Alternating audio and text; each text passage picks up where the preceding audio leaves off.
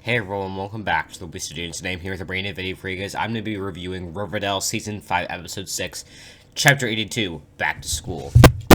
Before I get into it, I want to say my new goal. My new goal is to get 400 subscribers by the end of, by when school is out. That is my new goal. We are currently at 316, so we have about 80 something more.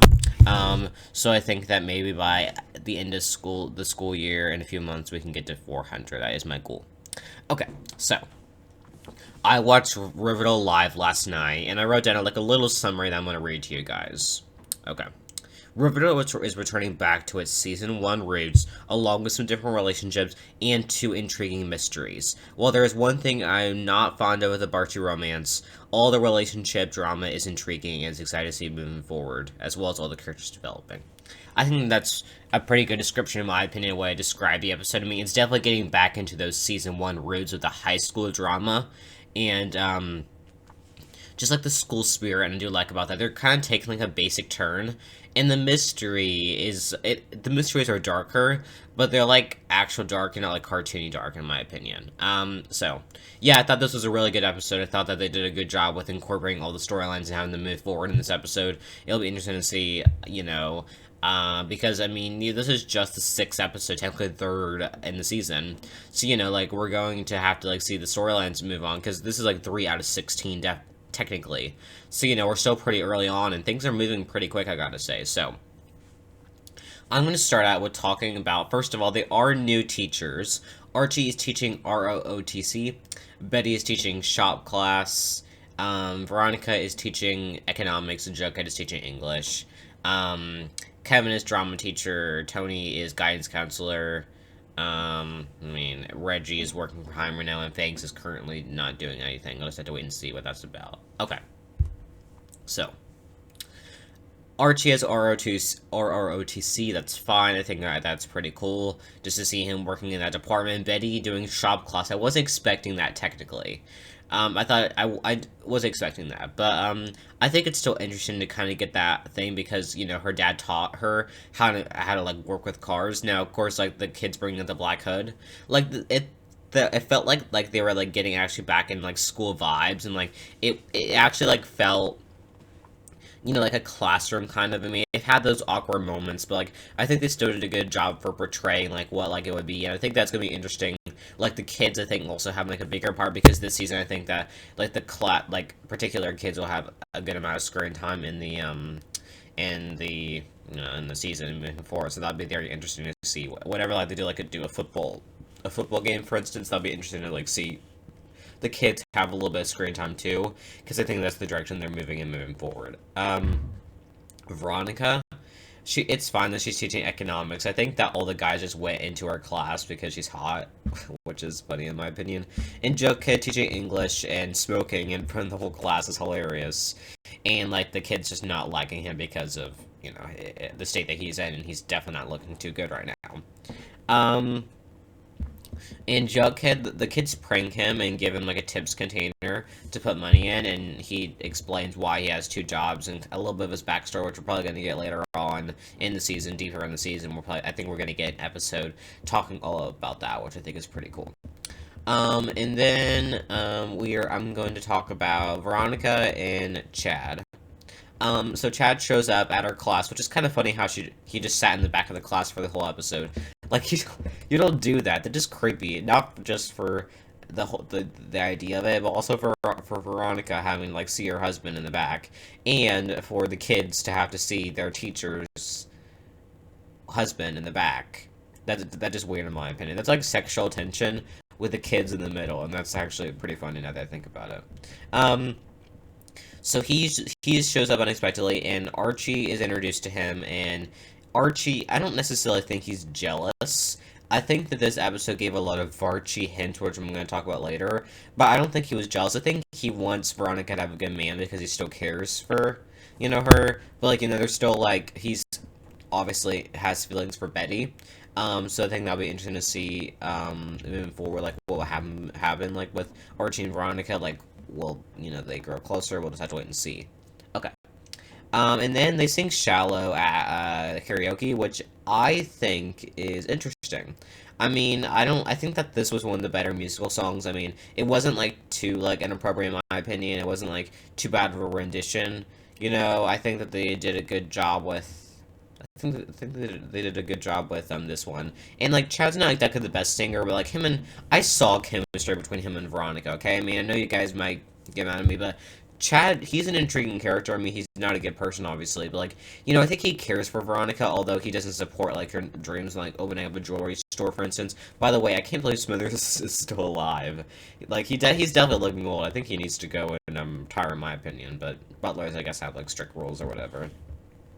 So yeah, you can see that Chad loves Veronica, and then when Archie asks Veronica for help to get the football team up and running with her money, Chad says yes, but only if you renovate our house, and that causes more tension between the two of them. By the end, Veronica says that they need a break, so that's kind of ending off. It's obviously going to lead to either, they have a better relationship and they get like closer again, or it all tears apart and there's some sort of like fight between Archie and Chad, which I think is going to happen at some point in the season.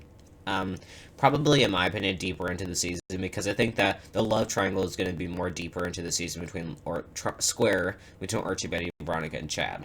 Um, so that's going to be interesting to see. Okay, next up, I am going to be talking about the football team thing and the cheer teams. And I mean, I'm glad that again they focus more on the school spirit this episode and like school pride, bulldog pride, and stuff like that, and like recruiting like a girl for the football team. I think that's pretty cool. Like I said, I think the kids are gonna have a bigger role this season. But like Archie turning into Cheryl for help, I was a little bit like, I mean, Cheryl like I think had the right to like kick him out because he used the Jason card because they really need to stop using the Jason card because I feel like that's just an excuse now to get Cheryl to do whatever they want because they keep bringing up her trauma, which is actually pretty mean when I think about it. I think it's just like annoying. I'm hoping that like they stop doing that because of obvious reasons. Okay, moving on. We have Vixens get totally funded, and Tony's being a little bit like, the Vixens are going to be like the only sport team now at Riverdale High, and she's kind of being like a little bit like giving a little bit of sass to Archie, like the Vixens deserve to rise. Bulldogs have always been there. Vixens deserve to rise, and I think this is obviously going to lead to tension between Cheryl and Tony too, as well as maybe a little bit of tension between Archie and Tony. But I don't think that's the direction they're going. Maybe I interpret it wrong, but Tony was definitely giving some sass to Archie, in my opinion.